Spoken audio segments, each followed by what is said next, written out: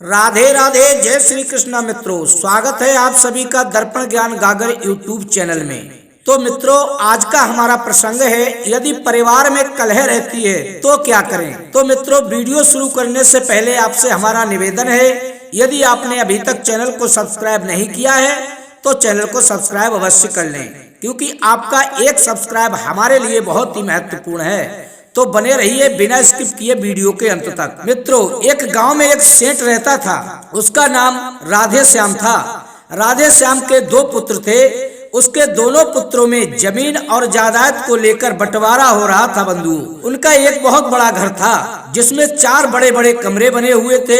उस घर को लेकर दोनों में लड़ाई झगड़ा हो रहा था। मित्रों, एक दिन दोनों भाई एक दूसरे को मरने मारने पर उतारू हो गए थे।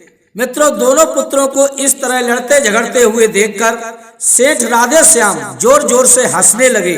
अपने पिताजी को इस तरह इतनी गंभीर परिस्थिति में भी हंसते हुए देखकर दोनों भाइयों ने लड़ना बंद कर दिया और अपने पिताजी के पास जाकर इतनी गंभीर स्थिति में भी हंसने का कारण पूछा। तो राधे श्याम ने कहा कि तुम दोनों इस जमीन के छोटे से टुकड़े को लेकर इतना लड़ झगड़ क्यों रहे हो। तुम दोनों मेरे साथ चलो, मैं तुम दोनों को एक अनमोल और बेशकीमती खजाना देता हूँ, जिससे आप दोनों का जीवन संवर जाएगा। मित्रों, तभी सेठ राधे श्याम और उसके दोनों पुत्र अपने पिता के साथ साथ चलने लगे। मित्रों, तभी राधे श्याम ने कहा कि तुम लोग जिस जगह पर जा रहे हो वहाँ पहुँचने में हमें कुछ समय लगेगा। यदि तुम दोनों ने इस बीच में आपस में लड़ाई झगड़ा किया तो याद रखना, मैं तुम दोनों को खजाने तक कभी नहीं ले जाऊंगा। मित्रों, अपने पिता की बात सुनकर उन दोनों भाइयों ने आपस में सलाह मशवरा किया कि चाहे कोई भी परिस्थिति क्यों ना हो, हम दोनों को आपस में लड़ाई झगड़ा नहीं करना है। यदि हम दोनों ने लड़ाई झगड़ा किया तो पिताजी हमें कभी भी उस अनमोल और बेशकीमती खजाने तक नहीं ले जाएंगे। इसलिए हम दोनों भाई आपस में प्रेम से वार्तालाप करते हुए पिताजी के साथ साथ चलते हैं और इस तरह वे दोनों राधे श्याम के साथ बस अड्डे पर पहुंचते हैं। बंधुओं, सेठ राधे श्याम अपने दोनों पुत्रों के साथ बस अड्डे पर बस की प्रतीक्षा कर रहे थे और तभी बस भी आ जाती है। मित्रों, जिसमें सिर्फ 2 ही सीटें खाली होती हैं, बाकी पूरी बस भरी हुई थी। और मित्रों, तभी सेठ के दोनों पुत्र एक खाली सीट पर अपने पिताजी को बिठा देते हैं। और मित्रों, एक सीट पर कभी बड़ा पुत्र बैठ जाता है और कभी छोटा पुत्र बैठ जाता है। इस प्रकार एक दूसरे से बिना लड़े झगड़े दोनों भाइयों ने मिलजुल कर लगभग 10 घंटों की यात्रा तय की। यात्रा समाप्त होने पर सेठ राधे श्याम अपने दोनों पुत्रों को लेकर अपनी एक बहुत बड़ी और आलीशान कोठी में पहुंच जाते हैं। बंधु, वह कोठी बिल्कुल सुनसान थी। तभी सेठ राधे श्याम ने देखा कि उस कोठी में जगह जगह पर कबूतरों और चमगादड़ों ने अपना घर बना रखा है। तो मित्रों, सेठ जी ये देखते ही जमीन पर बैठ जाते हैं और रोने लगते हैं। अपने पिता को इस तरह रोते हुए देखकर दोनों बेटे इस तरह रोने का कारण पूछते हैं। तो सेठ राधे श्याम ने कहा कि मेरे पुत्रों, जरा ध्यान से देखो इस कोठी को और स्मरण करो, तुम दोनों का बचपन यहीं पर व्यतीत हुआ है और इस कोठी को पाने के लिए मैंने अपने बड़े भाई से बहुत लड़ाइयाँ लड़ी और वो मुझसे लड़ते लड़ते हमेशा के लिए इस महल को छोड़कर किसी दूसरे शहर में जाकर रहने लगा। इस तरह से हम दोनों भाइयों का संबंध टूटकर बिखर गया। मुझे आज भी अपने भाई से दूर रहने का अत्यधिक कष्ट है। मित्रों, सेठ राधे श्याम कहने लगे, पुत्रों, अब तुम मेरी बातों को ध्यान पूर्वक सुनना। जब मेरा समय बदला तो मुझे भी एक दिन इस आलीशान कोठी को छोड़कर जाना पड़ा। अच्छा, अब तुम दोनों मुझे एक बात बताओ, तुम दोनों जब मेरे साथ बस में यात्रा कर रहे थे तो तुम दोनों एक ही सीट पर बारी बारी से बैठकर आए थे। क्या बस की वह सीट हमेशा के लिए तुम दोनों को मिल सकती है?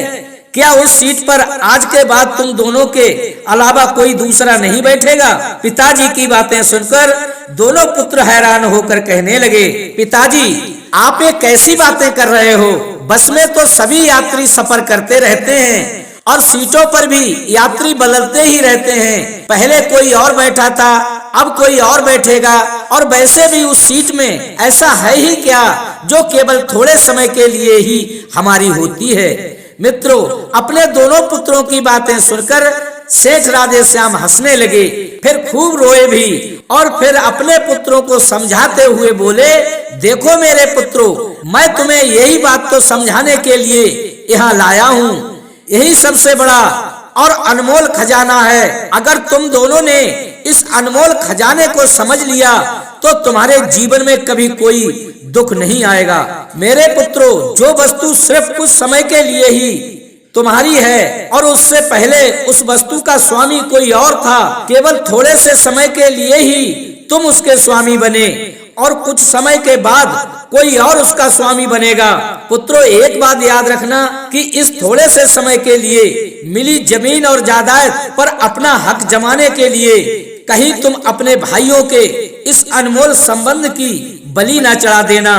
यदि तुम दोनों के मन में कोई लालच आए तो इस कोठी को देखना कि अच्छे अच्छे और आलीशान महलों में भी एक दिन कबूतरों और चमगादड़ों का निवास हो जाता है। और मेरे पुत्रों, मुझे तो सिर्फ इतना ही कहना था कि तुम दोनों बस की उस सीट को याद कर लेना जिसके यात्री रोज बदलते रहते हैं। जिस तरह तुम दोनों ने बस की यात्रा में मिलजुल कर सफर किया था, वैसे ही तुम दोनों जीवन की यात्रा में भी तालमेल बिठाए रखना और जीवन के इस सफर में निरंतर आगे बढ़ते रहना।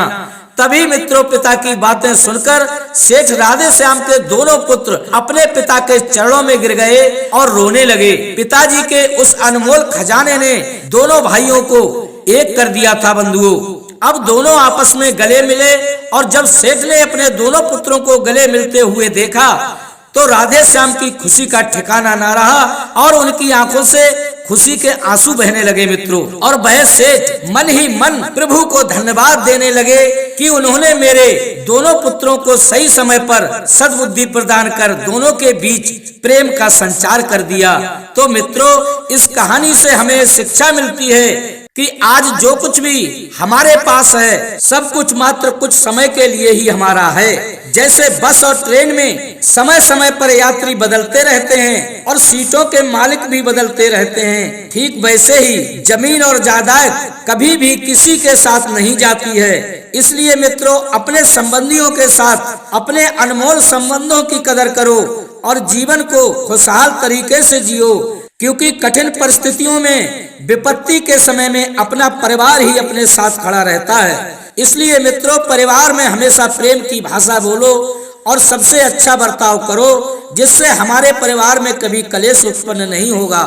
मित्रों, रिश्ते छोटे हों या बड़े, किंतु अनमोल और बेशकीमती होते हैं। थोड़े से धन और संपत्ति के लालच में आकर कभी भी किसी अनमोल संबंध को मत तोड़ना और ना ही धन के अहंकार में आकर छोटे रिश्तेदारों व संबंधियों का तिरस्कार करना चाहिए। हमेशा प्रेम से जीवन यापन करना चाहिए। तो मित्रों, यदि आपको हमारी ये कहानी पसंद आई हो तो कृपया लाइक शेयर अवश्य करें और कमेंट में राधे राधे जय श्री कृष्णा मित्रों अवश्य लिखें। और यदि आपने अभी तक हमारे चैनल को सब्सक्राइब नहीं किया है मित्रों, तो हमारे मनोबल को बढ़ाने के लिए चैनल को सब्सक्राइब अवश्य कर लें बंधुओं। इसी के साथ मित्रों, राधे राधे जय श्री कृष्णा।